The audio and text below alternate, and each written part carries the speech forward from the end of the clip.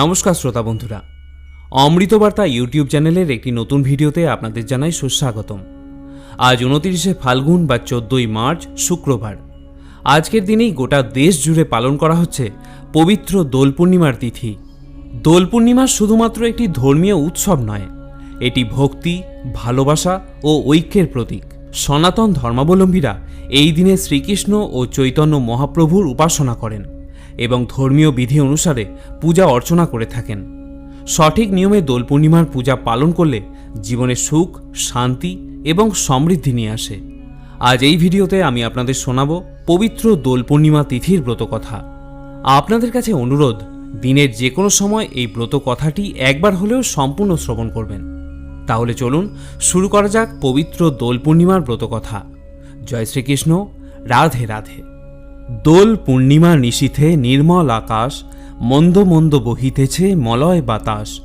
লক্ষ্মী দেবী বামে করি বসি নারায়ণ, কহিতেছে কত কথা সুখে আলাপন। হেনকালে বিনা যন্ত্রে হরি গুণগান, উপনীত হইলেন নারদ ধীমান। ধীরে ধীরে উভপদে করিয়া প্রণতি, অতঃপর কহিলেন লক্ষ্মী দেবী প্রতি। শুনো গো মা নারায়ণী চলমর্তপুরে, তব আচরণে দুঃখ পাইনু অন্তরে। তব কৃপা বঞ্চিত হইয়া নরনারী, ভুঞ্জিতে দুর্গতি কত বর্ণিবারে নারী। সতত কুকর্মে রত রহিয়া তাহারা, দুর্ভিক্ষ অকাল মৃত্যু রোগে শোকে সারা। অন্নাভাবে শীর্ণকায় রোগে মৃতপ্রায়, আত্মহত্যা কেহ বা করিছে ঠেকে দেয়। কেহ কেহ প্রাণাধিক পুত্র কন্যা সবে, বেঁচে খায় হায় হায় অন্নের অভাবে। অর্ণপূর্ণা অন্নরূপা ত্রিলোক জননী, বল দেবী তবু কেন হাহাকার শুনি। কেন লোকে লক্ষ্মীহীন সম্পদ অভাবে, কেন লোকে লক্ষ্মী ছাড়া কুকর্ম প্রভাবে। শুনিয়া নারদ বাক্য লক্ষ্মী ঠাকুরানী, সঘনে নিঃশ্বাস ত্যাজি কহে মৃদুবাণী। সত্য বাছা ইহা বড় দুঃখের বিষয়, কারণ ইহার যাহা শোনো সমুদয়।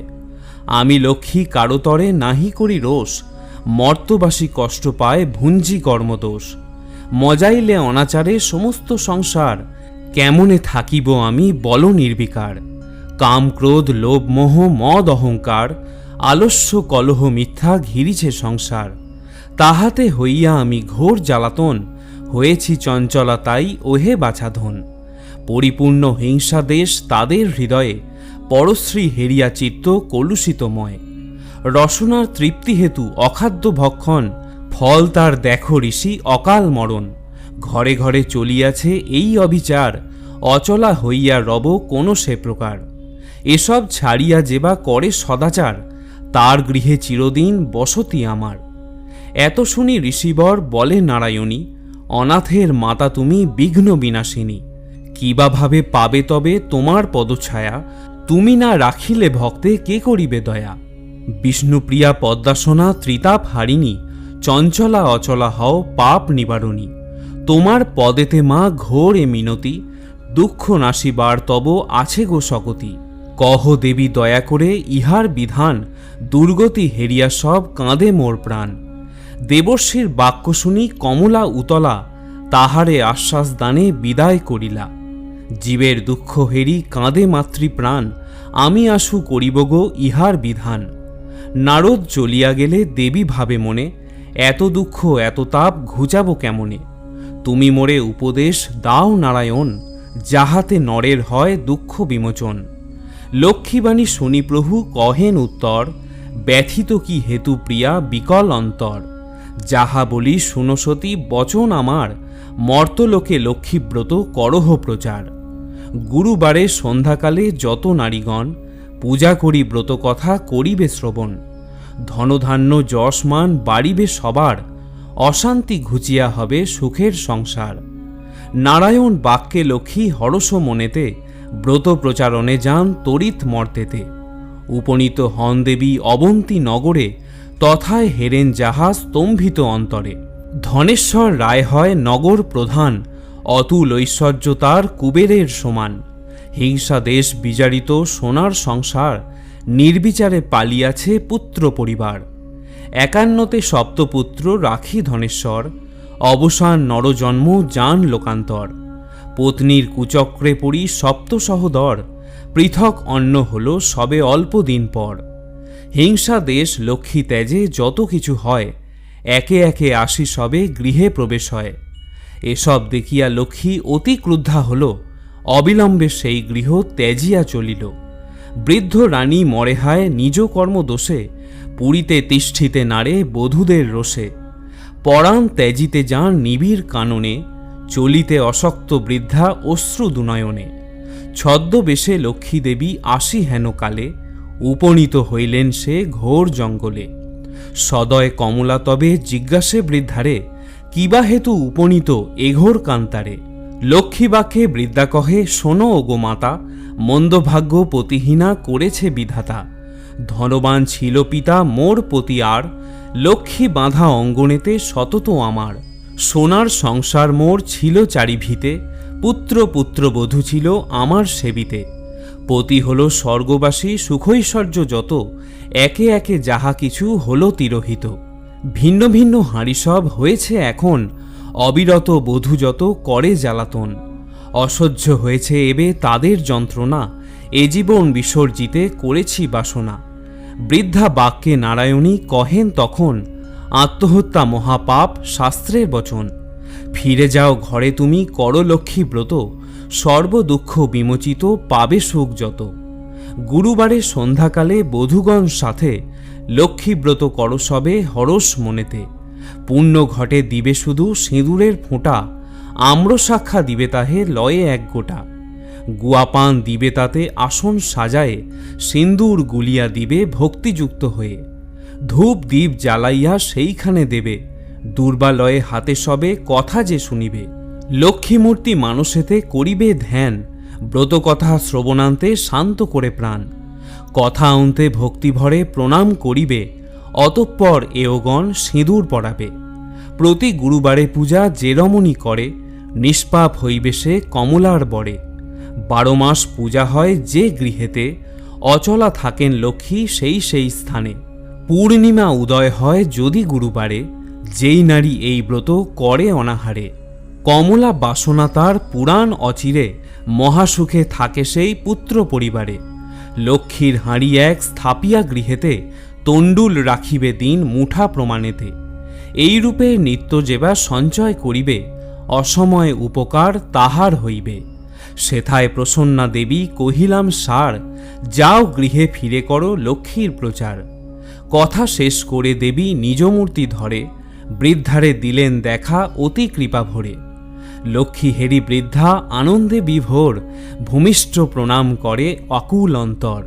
ব্রত প্রচারিয়া দেবী অদৃশ্য হইল, আনন্দ হিল্ললে ভেসে বৃদ্ধা ঘরে গেল। বধূগণে আসি বৃদ্ধা বর্ণনা করিল, যে রূপেতে বনমাঝে দেবীরে হেরিল। ব্রতের পদ্ধতি যাহা কহিল সবারে, নিয়ম যা কিছু লক্ষ্মী বলেছে তাহারে। বধূগণ এক হয়ে করে লক্ষ্মীব্রত, স্বার্থ দেশ হিংসা যত হইল দূরিত। ব্রতফলে এক হল সপ্ত সহোদর, দুঃখ কষ্ট ঘুচে যায় অভাব সত্তর। কমলা আসিয়া পুনঃ আসন পাতিল, লক্ষ্মীহীন সেই গৃহে লক্ষ্মী অধিষ্ঠিল। দৈবযোগে একদিন বৃদ্ধার গৃহেতে, আসিল যে এক নারী ব্রত সময়েতে। লক্ষ্মী কথা শুনিমন ভক্তিতে পুরিল, লক্ষ্মীব্রত করিবে সে মানত করিল। কুষ্ঠ রোগগ্রস্ত পতি ভিক্ষা করি খায়, তাহার আরোগ্য পাশে পূজে কমলায়। ভক্তি ভরে এওলয়ে যায় পুজিবারে, কমলার বরে সব দুঃখ গেল দূরে। পতির আরোগ্য হল জন্মিল তনয়, ঐশ্বর্যে পুরিল তার শান্তির আলয়। লক্ষ্মীব্রত এই রূপে প্রতি ঘরে ঘরে, প্রচারিত হইল যে অবন্তী নগরে। অতঃপর শুনো এক অপূর্ব ঘটন, ব্রতের মাহাত্ম্য কিসে হয় প্রচলন। একদিন গুরুবারে অবন্তী নগরে, মিলি সবে এওগণ লক্ষ্মীব্রত করে। শ্রীনগরবাসী এক বণিক নন্দন, দৈবযোগে সেই দেশে উপনীত হন। লক্ষ্মী পূজা হেরি কহে বণিক তনয়, কহে একই পূজা করো কিবা ফল হয়। বণিকের কথা শুনি বলে নারীগণ, লক্ষ্মীব্রত ইহাতে হয় মানস পূরণ। ভক্তিভরে সেই নর লক্ষ্মীব্রত করে, মনের আশা তার পুরিবে অচিরে। সদাগর এই শুনি বলে অহংকারে, অভাগী জনেতে হায় পূজেরে উহারে। ধনজন সুখ যত সব আছে মোর, ভোগেতে সদাই আমি রহি নিরন্তর।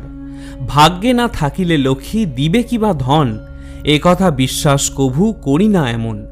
হেন বাক্য নারায়ণী সহিতে না পারে, অহংকার দোষে দেবী ত্যাজিলা তাহারে।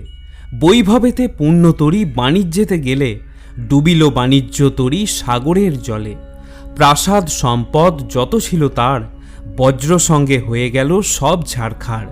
ভিক্ষা ঝুলি স্কন্ধে করি ফিরে দাঁড়ে দাঁড়ে, ক্ষুধার জ্বালায় ঘোরে দেশ দেশান্তরে।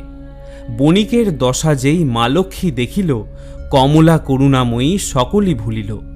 কৌশল করিয়া দেবী দুঃখ ঘুচাবারে, ভিক্ষায় পাঠান তারে অবন্তী নগরে। হেরি সেথা লক্ষ্মীব্রত রতা নারীগণে, বিপদ কারণ তার আসিল স্মরণে। ভক্তি ভরে করজোড়ে হয়ে এক মন, লক্ষ্মীর বন্দনা করে বণিক নন্দন। ক্ষমা করো মোরে মাগো সর্ব অপরাধ, তোমারে হেলা করি যত পরমাদ। অধম সন্তানে মাগো করো তুমি দয়া, সন্তান কাঁদিয়া মোরে দাও পদছায়া। জগৎ জননী তুমি পরমা প্রকৃতি, জগৎ ঈশ্বরী তবে পূজি নারায়ণী। মহালক্ষ্মী মাতা তুমি ত্রিলোক মণ্ডলে, গৃহলক্ষ্মী তুমি মাগো হও গো ভূতলে। রাস অধিষ্ঠাত্রী তুমি দেবী রাসেশ্বরী, তব অংশভূতা যত পৃথিবীর নারী। তুমি তুলসী গঙ্গা কলুষ নাশিনী, সারদা বিজ্ঞান দাত্রী ত্রিতাপ হারিণী। স্তব করে এই রূপে ভক্তিযুক্ত মনে, ভূমেতে পড়িয়া সাধু প্রণমে সে স্থানে। ব্রতের মানত করি নিজ গৃহে গেল, গৃহিণীরে গৃহে গৃহা আদ্যান্ত কহিল। সাধুকতা শুনি তবে যত নারীগণ, ভক্তি ভরে করে তারা লক্ষ্মীর পূজন। সদয় হলেন লক্ষ্মী তাহার উপরে, পুনরায় কৃপাদৃষ্টি দেন সদাগরে। সপ্ততরী জল থেকে ভাসিয়া উঠিল, আনন্দেতে সকলের অন্তর পুরিল। দারিদ্র অভাব দূর হইল তখন, আবার সংসার হল শান্তিনিকেতন। এইরূপে ব্রতকথা মর্তেতে প্রচার, সদা মনে রেখো সবে লক্ষ্মী ব্রত সার। এই ব্রত যেই জনে করে এক মনে, লক্ষ্মীর কৃপায় সেই বাড়ে ধনে জনে। করজোড়ে করি সবে ভক্তিযুক্ত মনে, লক্ষ্মীরে প্রণাম করো যে থাকো যেখানে। ব্রতকথা যেবা পড়ে যেবা রাখে ঘরে, লক্ষ্মীর কৃপায় তার মনোবাঞ্ছা পুরে। লক্ষ্মীর ব্রতের কথা বড় মধুময়, প্রণাম করিয়া যাও যে যার আলয়। লক্ষ্মীব্রত কথা হেতা হইল সমাপন, আনন্দ অন্তরে বলো লক্ষ্মী নারায়ণ। অথা শ্রী শ্রী লক্ষ্মী মায়ের দোল পূর্ণিমার ব্রতকথা সমাপ্ত। শ্রোতা বন্ধুরা, যদি এই ব্রতকথা শ্রবণ করে আপনার ভালো লাগে, তাহলে অবশ্যই ভিডিওটিতে একটি লাইক করবেন, এবং যারা আপনাদের মধ্যে এই চ্যানেলে নতুন শ্রোতা, তারা অবশ্যই চ্যানেলটিকে সাবস্ক্রাইব করে রাখুন। সকলে ভালো থাকুন, সুস্থ থাকুন, এবং কমেন্টে অবশ্যই একবার লিখুন জয় শ্রীকৃষ্ণ।